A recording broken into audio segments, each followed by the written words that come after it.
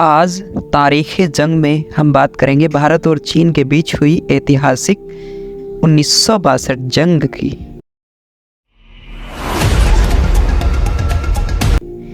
भारत और चीन दुनिया की एशियन सिविलाइजेशन, जिन्हें हिमालय ने कुदरती रूप से विभाजित किया है, हमेशा अपने बॉर्डर डिस्प्यूट्स को लेकर खबरों में रहती है।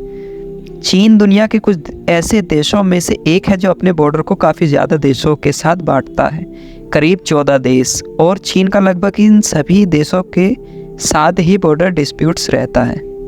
भारत और चीन के बॉर्डर डिस्प्यूट्स लंबे समय से चर्चाओं में हैं, जिन्हें मिटाने के लिए दोनों देशों ने कोशिश की, जिसमें पहला प्रमुख कदम था 1954 का पंचशील एग्रीमेंट, जहां भारत और चीन ने पीसफुल को एग्जिस्टेंस के 5 प्रिंसिपल्स को साइन किया।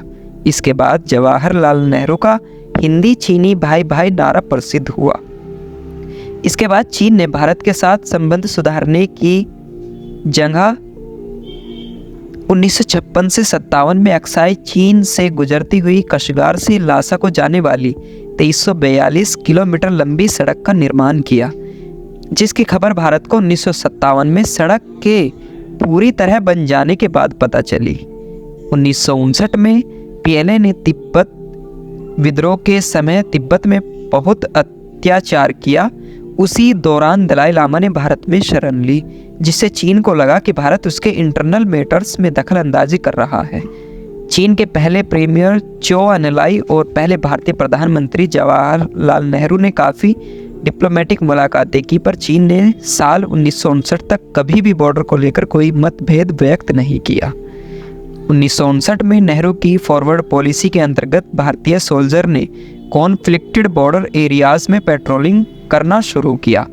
चीन के अभी तक व्यवहार से इतनी क्लैरिटी थी कि चीन किसी भी हाल में रिटेलिएट नहीं करेगा, पर इन सभी अनुमानों को गलत साबित करते हुए चीन ने अपनी सैनिकों को आउटपोस्ट सेटअप और बॉर्डर पेट्रोलिंग के लिए डिप्लॉय किया।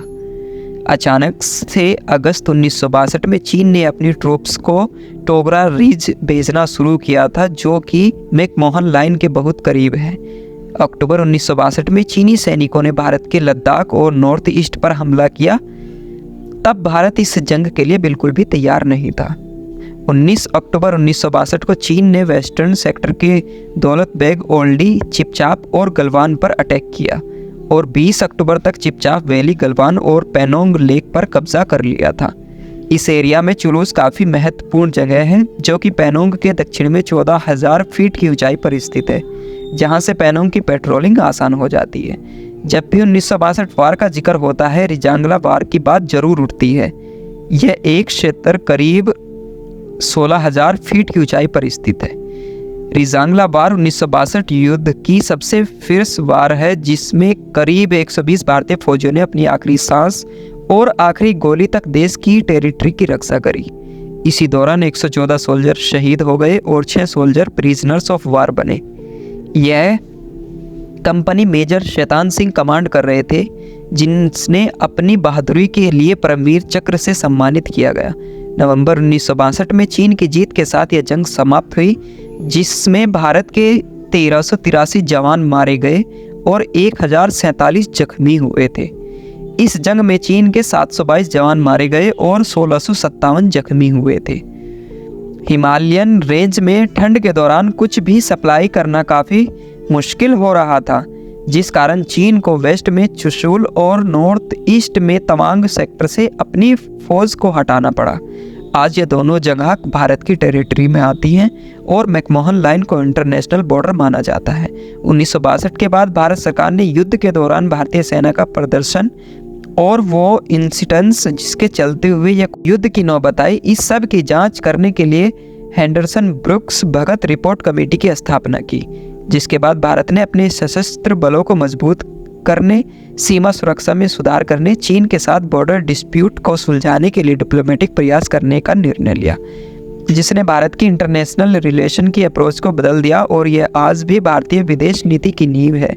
दुर्भाग्यवश इस दुखद जंग के बाद भी भारत और चीन की सुलह नहीं हो पाई। चीन भारतीय टेरिटरी में आए दिन घुसपैठ करता रहता है। साल 2020 में गलवान जो इस बात का प्रतीक है कि चीन अपनी टेरिटरी को लेकर काफ़ी संवेदनशील है। चीन के इसी व्यवहार से लगता है कि वो आने वाले समय में भी शांत नहीं बैठेगा।